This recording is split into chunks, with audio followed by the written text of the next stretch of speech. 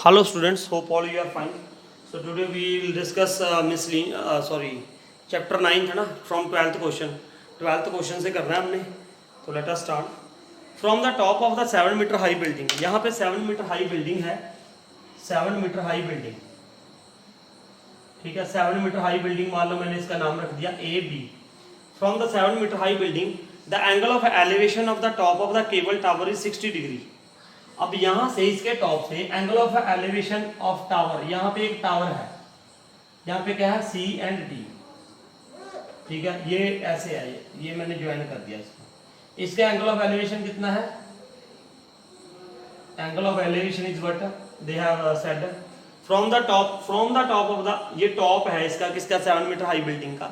The angle of elevation of the top of the tower, top of the tower वो रहा, और ये angle of elevation कितना है यहाँ पे? Angle of elevation is what 60 degree. This is what 60 degree. ठीक है, and the angle of depression of its foot.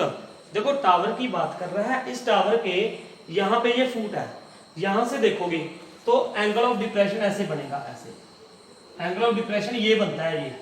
ये कितना दिया हुआ है? 45 degree. This is what 45 degree. ठीक है, this is 45 degree. Determine the height of the tower. देखो एंगल ऑफ डिप्रेशन तो मेरे ख्याल से आपको समझ आ गया. ऊपर की तरफ देखेंगे तो एंगल ऑफ एलिवेशन बन गया, नीचे की तरफ देखोगे तो एंगल ऑफ डिप्रेशन बन गया. ठीक है, अब अगर दिस इज 7 तो here you can take that any point E. ये भी 7 हो गया है. अब now what we have to calculate CE, है ना. अगर CE आ जाए मेरे पास, CE height of the AB किसकी हाइट है, ये आप लिखते रहना यहाँ पे. AB is the height of building, ये बिल्डिंग की हाइट है ना. And CD is the height of tower, यही निकालना है मुझे. तो देखो दो ट्रायंगल है, राइट एंगल ट्रायंगल आपको दिखेंगे. एक मैं आपको ऐसे बता दूंगा ना. अब मान लो यहाँ पे मैंने एंगल 1 लिख दिया, एंगल 1. तो ये देखो BE पैरेलल टू क्या होगा? AD होगा. BE पैरेलल टू क्या है? BE parallel to AD. So angle 1 is equal to 45. Why alternate interior angles, alternate interior angles है ना, ये आप लिख सकते हो. ठीक है, पूरा रीजन ये है कि BE parallel to AD and BD is transversal. So angle 1 is equal to 45 degree alternate interior angles. अब ये राइट एंगल ट्रायंगल हो गया आपको. हाँ, ये तो ये क्या हो जाएगा? In right angle triangle ABD, in right angle triangle ABD. अब आपको यहाँ पे ये साइड निकालनी है, मान लो AD, और ये साइड गिवन है. तो इसके सामने वाला क्या हो जाएगा? देखो ये 45 डिग्री हो गया. अब ये एंगल है ना, ये एंगल 1 था पहले, 45 हो गया. नाउ ये एंगल गिवन है, इसके सामने वाला क्या है? परपेंडिकुलर. और ये क्या है? बेस. परपेंडिकुलर और बेस किस में आते हैं? tan में. तो what will be there? tan 45 is equal to क्या होगा? tan 45 इज इक्वल टू क्या होगा? Perpendicular over base. परपेंडिकुलर कितना है? 7 ओवर AD. तो tan 45 क्या होता है? 1 is equal to 7 by AD. So AD is equal to क्या आ जाएगा? 7 आ जाएगा. AD इज इक्वल टू क्या आ गया? 7. आप एक और मेथड से भी निकाल सकते हो इसको. कैसे? मैं डायरेक्टली ये ट्रायंगल लेता BED, डायरेक्टली मैं क्या ले सकता हूँ? अब ये देखो, एक और बात सुनो. AD इज इक्वल टू क्या है? AD इज इक्वल टू क्या है? BE. इस बात का भी ध्यान रखना. ठीक है, AD इज इक्वल टू क्या है? BE है. दिखाई तो दे रहा ना यहाँ से. AD is equal to BE है. ठीक है, अब यहाँ से मैं डायरेक्ट ये ट्रायंगल भी ले सकता हूँ BED. इन ट्रायंगल BED ये भी ले सकते थे आप. अगर BED लोगे तो tan 45 इज इक्वल टू क्या होगा? परपेंडिकुलर, सामने वाला परपेंडिकुलर 7 ओवर बेस कितना है? BE. तो ये कितना होता है? 1 is equal to 7 upon BE. तो BE इज इक्वल टू क्या आ जाएगा? 7 आ जाएगा. फिर अगर ये वाला ट्रायंगल लेते हो आप, ये वाला, तो आपको ये कुछ लिखने की जरूरत नहीं है, ये कंसेप्ट करने की जरूरत नहीं है फिर. ठीक है, मैंने आपको दोनों बता दिए, चाहे आप ये ट्रायंगल ले लो चाहे ये ले लो. अब उसके बाद कौन सा ट्रायंगल है? BEC वाला. यहाँ पे x लगा लो, मान लो मैंने CE क्या मान ली? x. Now in triangle BEC. So what is there? BEC में tan 60 is equal to x by BE. x by BE. tan 60 कितना होता है? tan 60 होगा ये √3 is equal to X over B E. B E कितना था हमारे पास 7, तो ये कितना आ गया 7 आ गया। क्रॉस मल्टीप्लाई कर दो, एक्स इज इक्वल टू क्या आ जाएगा 7√3। लेकिन हमें क्या निकालनी थी सी डी। सी डी क्या है X plus 7। C D is equal to X plus 7। तो एक्स कितना है एक्स इज ये 7√3 प्लस 7। तो कॉमन क्या निकाल दोगे 7 कॉमन निकाल दो, तो क्या आ जाएगा 7√3 प्लस 1 मीटर। ये आंसर आ गया इसका। तो आप चेक कर लेना ये आंसर 12th सम का आंसर यही होना चाहिए 7√3 प्लस 1। ठीक है, so note it down. Now 13th sum. As observed from the top of the 75 meter lighthouse from the sea level, the angle of depressions of the two ships are 30 degree and 45 degree. If one ship is exactly behind the other on the same side of the lighthouse, find the distance between the two ships. देखो क्या हुआ, यहाँ पे एक light house है, ठीक है 75 metre high.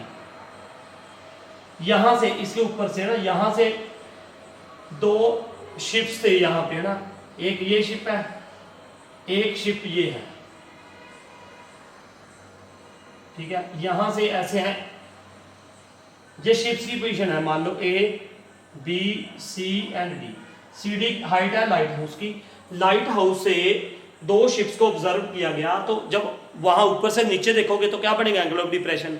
तो क्या है वो एंगल्स कौन से हैं 30 डिग्री एंड 45 डिग्री। देखो जब भी आपने ऐसे फिगर बनानी है ना, तो कैसे करोगे, देखो इधर ध्यान से देखो, यहाँ पे आपने एक लाइन बनानी है horizontal line.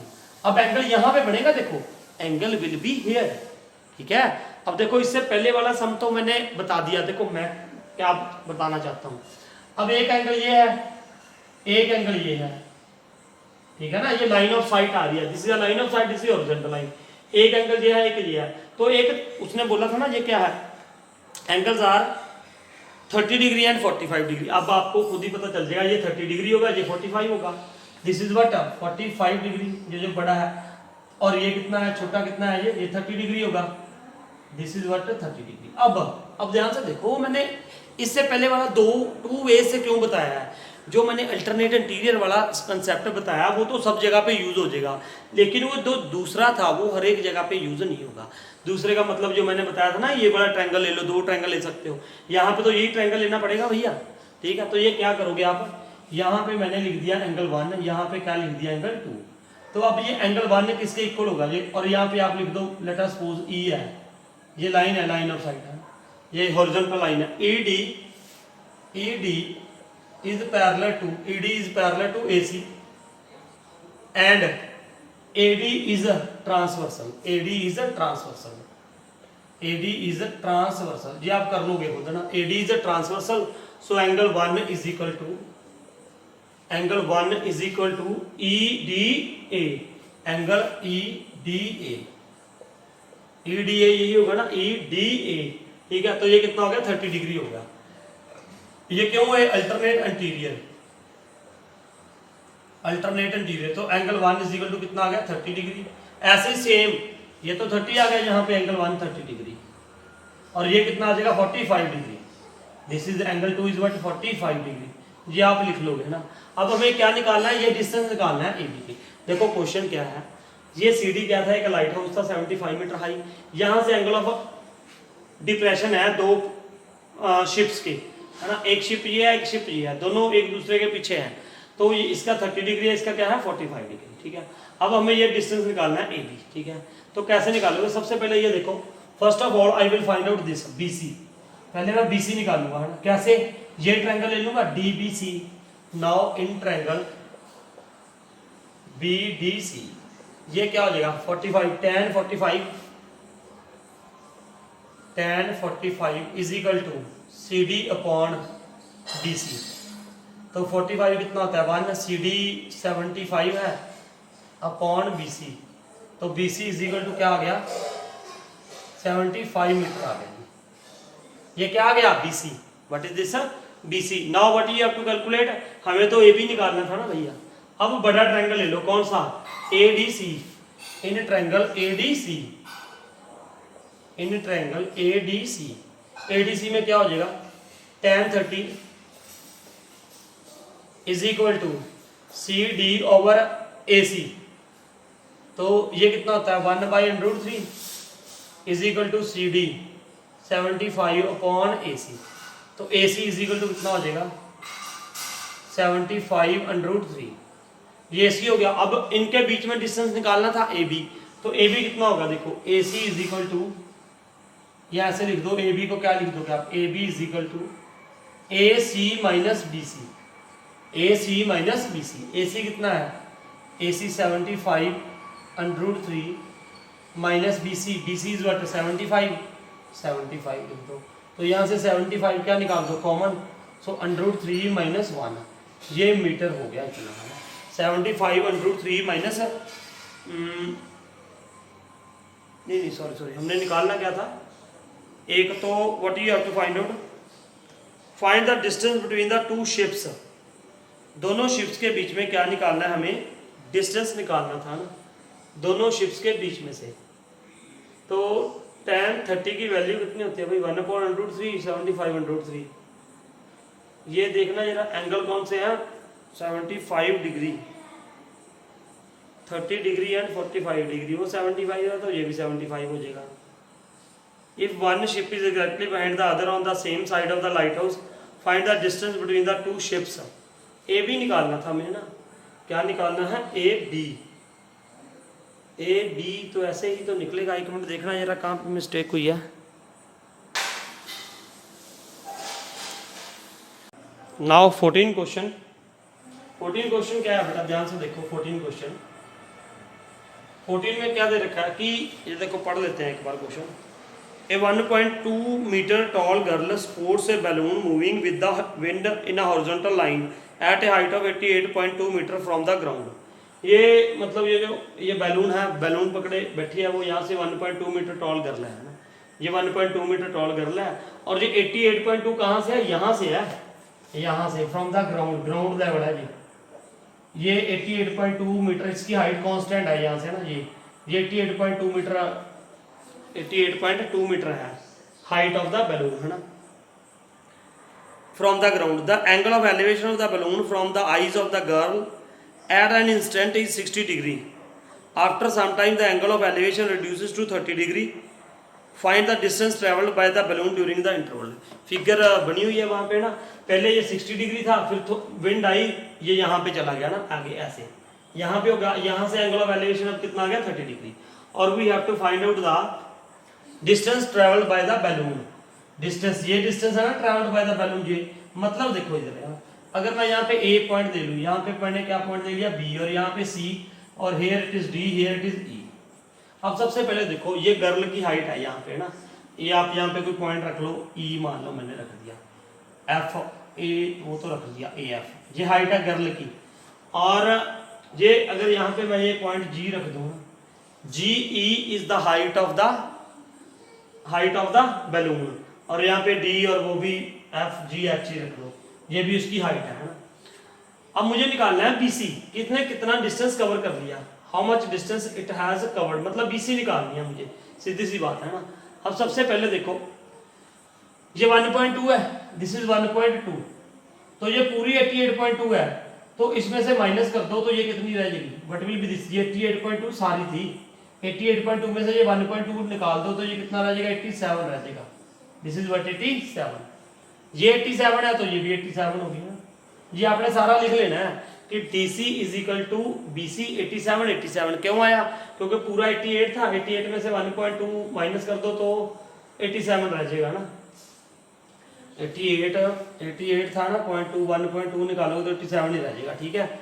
So now what you will do, अब यहाँ से पहले मैं AB निकाल देता हूँ। कैसे निकालोगे, ये ट्रायंगल है कौन सा ABE, ट्रायंगल ABE, इसमें क्या करोगे tan 60, अब आपको बताने की जरूरत नहीं, tan क्यों ले रहा हूं ना, tan 60 इज इक्वल टू क्या होगा BE कितना है 87 अपॉन AB, tan 60 कितना होता है √3 is equal to 87 over AB।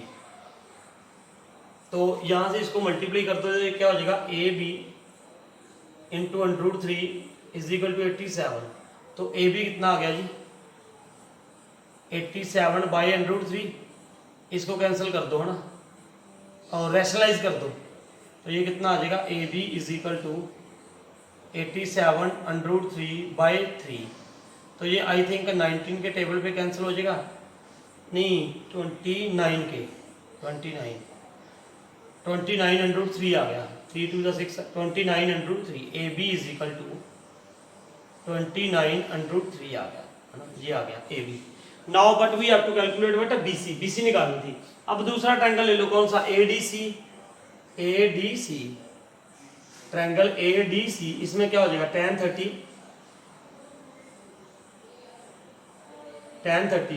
30 is equal to क्या हो जाएगा,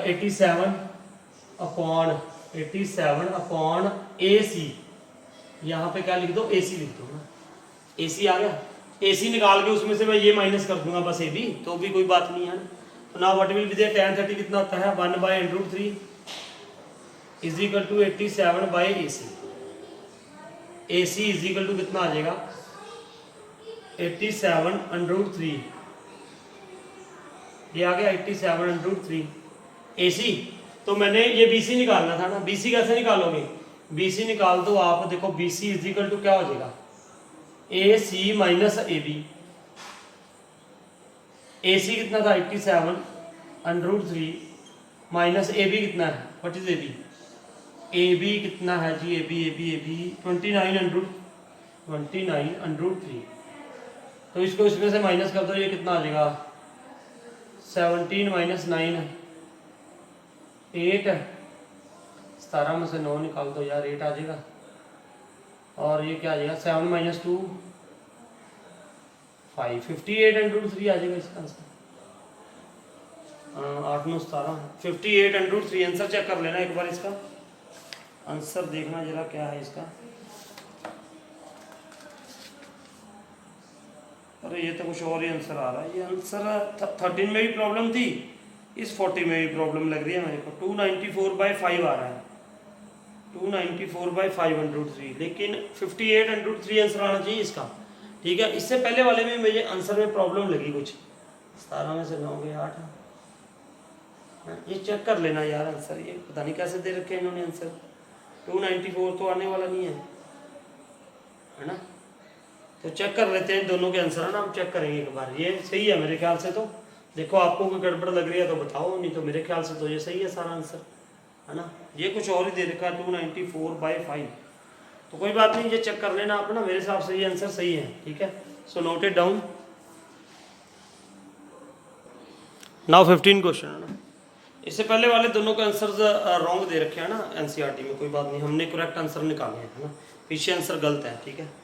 अब देखो 15, a straight highway leads to the foot of the tower, एक स्ट्रेट हाईवे है यहाँ पे, ये straight highway leads to the foot of the tower, यहाँ पे टावर है, here it is what, tower है ना, ये टावर है यहाँ पे, A B is the height of tower, और ये यहाँ से ऐसे जा रही है ना, ये रोड जा रहा है ऐसे, स्ट्रेट हाईवे है ना, a man standing at the top of the tower observes A car eight an angle of depression of 30 degree, एक यहाँ पे कार आ रही है, कार मान लो 30 है, यहाँ से वो कार को देख रहा है, और ये एंगल ऑफ डिप्रेशन, मतलब यहाँ पे ये एंगल कितने का है, 30 डिग्री, एंगल ऑफ डिप्रेशन कितना है कार का, 30 degree, which is approaching the foot of the tower with the uniform speed, uniform speed से इधर जा रही है ना। फिर क्या हुआ, कुछ देर बाद क्या हुआ, 6 सेकेंड्स लेटर, 6 सेकेंड के बाद, the angle of depression of the car is found to be 60 degree, the angle of depression of the foot angle of depression of the car is found to be 60 degree. 6 second के बाद car यहाँ पे होगी, मान लो कहीं पे है ना, तो इसका जो एंगल ऑफ डिप्रेशन होगा वो कितना होगा, वो ये एंगल कितना होगा, 60 degree, this is what 60 degree है, ये 60 डिग्री हो गया है ना, 30 और 60 डिग्री दिए है ना सेम, और इसकी यूनिफॉर्म स्पीड है, यूनिफॉर्म स्पीड से आ रही है, देखो कार इधर से ऐसे जा रही थी, कार ऐसे चल रही थी, क्या हुआ कि पहले इसका एंगल कितना था, 30 डिग्री, एंगल ऑफ डिप्रेशन, अगर ये 30 है तो ये कितना हो जाएगा, 30 वो आप लिख लोगे मेरे ख्याल से ना, बाय वो सारा लिख के, क्या alternate interior angles are equal, अगर ये 60 है तो ये कितना हो जाएगा, 60 हो जाएगा, ठीक है। अब हमें क्या निकालना है, what you have to find out, find the time taken by the car to reach the foot of the tower from this point. अब इस पॉइंट से यहाँ पहुंचने में कितना टाइम लगेगा, ये बात है, मेरी बात समझो। कार यहाँ पे थी, यहाँ पे 30 डिग्री एंगल था, एंगल ऑफ डिप्रेशन। 6 सेकंड बाद ये हो गया एंगल ऑफ डिप्रेशन 60 डिग्री हो गया। अब ये निकालो, ये मतलब डी से बी तक पहुंचने के लिए कितना टाइम लगेगा, टाइम निकालना है ना। सबसे पहले उसकी यूनिफॉर्म स्पीड है, तो मैंने लेट कर ली, let speed of the car, speed of car is equal to x kilometre per hour मान ली मैंने, है ना। एक्स किलोमीटर आर उसकी स्पीड मान ली। अब सीडी डिस्टेंस जो है, सीडी कितना आएगा, अरे भैया सीडी बताओ कितना आ गया। सीडी डिस्टेंस है, सीडी क्या है, डिस्टेंस है ना। कितने टाइम में उसने किया, ये एक्स मान लो, है ना, एक्स स्पीड उसकी मान ली हमने।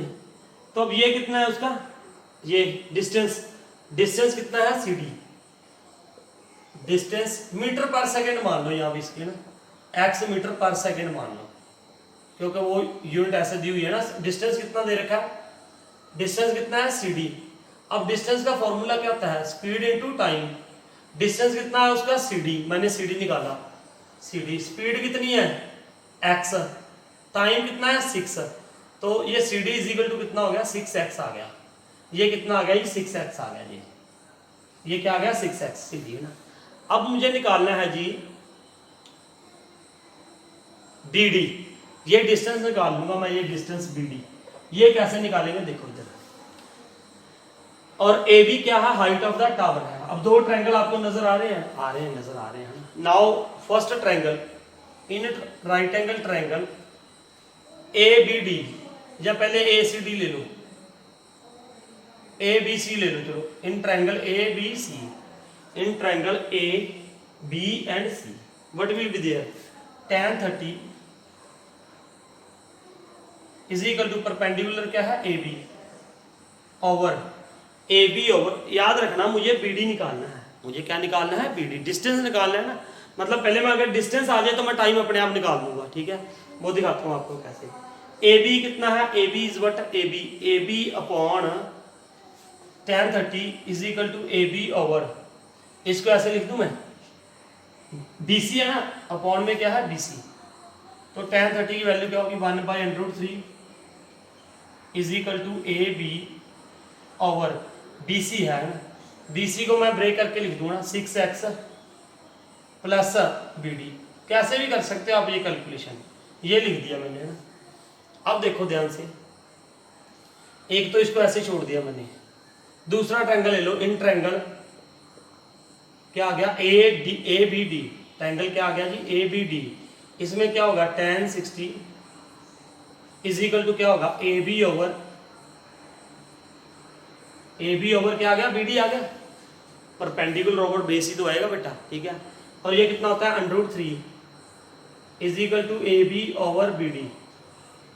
अब AB की वैल्यू यहां से क्या आ गई, ये 0.1 है, तो AB is equal to √3 BD आ गया, √3 BD आ गया।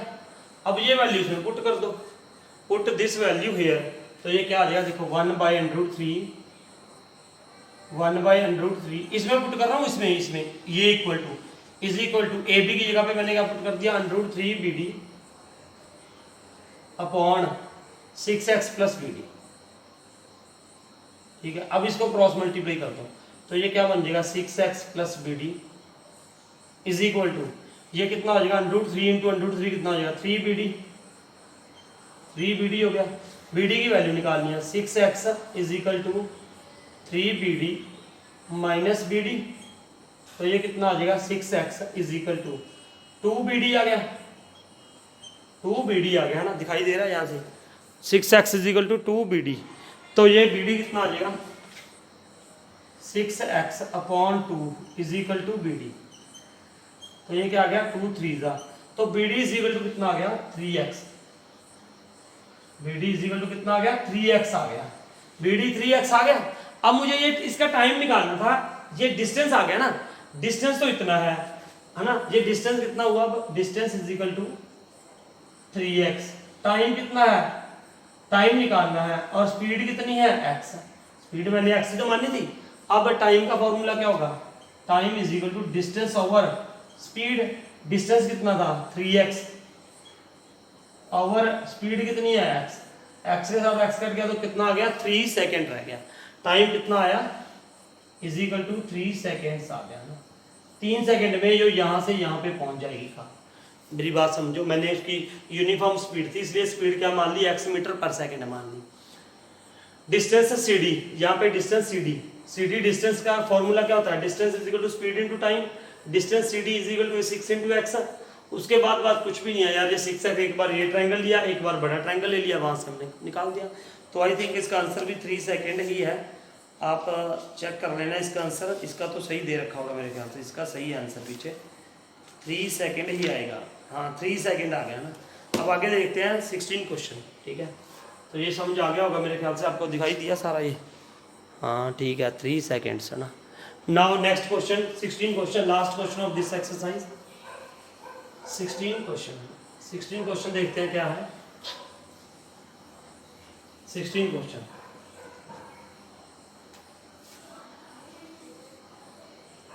क्वेश्चन, देखो जरा है क्या ये। The angle of elevation of the top of the tower from the 2 points at a distance of 4 meter and 9 meter from the base of the tower and in the same straight line with it are complementary. Proved at the height of the tower is 6 meter. Prove करना है जी। वो ये कह रहा था angle of elevation of the top of the tower, angle of, यहाँ पे tower हो गया, this is tower A B, वो क्या कह रहा है angle of elevation of the top of the tower from the 2 points at a distance of 4 metre. एक ही साइड पे, यहाँ पे एक 4 मीटर पे पॉइंट हो गया C, एक पॉइंट कितना है 9 मीटर पे, वहां से मान लो D, ये 9 है, दिस इज व्हाट 9 है। यहां से क्या दिया हुआ है, the angle of elevation of the top of the tower from the 2 points at a distance of 4 metre and 9 metre from the base of the tower and in the same straight line with it are complementary. ये जो angles है ना ये complementary हैं, angle of elevation, यहां से इसका angle और यहां से इसका एंगल, ये एंगल्स क्या है कॉम्प्लीमेंट्री हैं, ये एंगल्स क्या है कॉम्प्लीमेंट्री। कॉम्प्लीमेंट्री का मतलब इन दोनों का सम क्या है 90 है, इन दोनों का सम क्या है 90। अब मान लो मैंने यहाँ पे ये एंगल थीटा मान लिया, थीटा, ये क्या एंगल मान लिया थीटा, तो ये कितना होगा 90 माइनस थीटा, क्योंकि कॉम्प्लीमेंट्री है। कॉम्प्लीमेंट्री का मतलब क्या है, दोनों का सम क्या है 90, ठीक है। अगर ये थीटा है तो ये 90 माइनस थीटा हो जाएगा, ठीक है।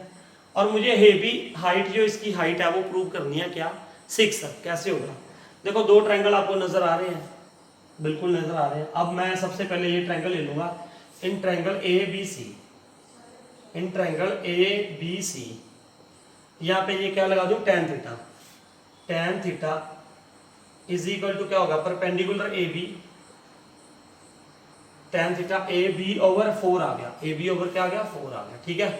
अब इसको ऐसे ही रहने दो, ठीक है। अब दूसरा ट्रायंगल ले लो, ये कितना हो जाएगा tan 90 minus theta is equal to tan 90 minus theta is equal to क्या होगा AB perpendicular over base, base ये कितना है, ये पॉइंट कितनी दूर है यहाँ से 9, ये वाला 9, तो पॉइंट में क्या आ गया 9 आ गया, ठीक है। अब tan 90 माइनस थीटा अपने 8th चैप्टर में पढ़ा था, किसके इक्वल होगा cot थीटा के, तो tan 90 माइनस थीटा क्या हो गया cot theta is equal to AB over 9। अब अगर AB is equal to cot theta is equal to AB over 9 है, तो अगर मैं इसको चेंज करूं tan थीटा में, तो tan थीटा की वैल्यू क्या होगी 9 ओवर AB, ये आ जाएगी। इसको बना दो सेकंड इक्वेशन, इसको मैंने बना दिया फर्स्ट। नाउ tan थीटा की वैल्यू AB ओवर 4 है और यहाँ पे tan थीटा की वैल्यू 9 ओवर AB है, तो फ्रॉम फर्स्ट एंड सेकंड क्या हो गया, ये दोनों क्या होंगी equal, AB over 4 is equal to 9 over AB। Cross multiply करते हो तो ये क्या आ जाएगा AB square is equal to 36, फिर AB कितना आ जाएगा प्लस माइनस 6 आ गया जी, यहाँ पे अंडर रूट में आ गया ना, ये देखो क्या आ जाएगा, ये अंडर रूट 36 आ गया प्लस माइनस, लेकिन हम इसकी वैल्यू क्या लेंगे पॉजिटिव लेंगे, क्यों, क्योंकि हाइट है, हाइट ऑफ द टावर हम पॉजिटिव ही तो लेंगे, तो ये क्या आ गया 6 आ गया, तो इसकी हाइट क्या आ गई 6 मीटर, यही हमने प्रूव करना था। तो ये थे हमारा 16 चैप्टर है ना, बहुत आसान क्वेश्चन थे ये, होप आपको समझ आए होंगे जी है ना अच्छे से। अगर फिर भी किसी को कोई प्रॉब्लम है तो वो पूछ सकता है बाय गिविंग अ कमेंट है ना, तो I will try to remove your doubts, clear your doubts in the next video. So thank you for watching this video.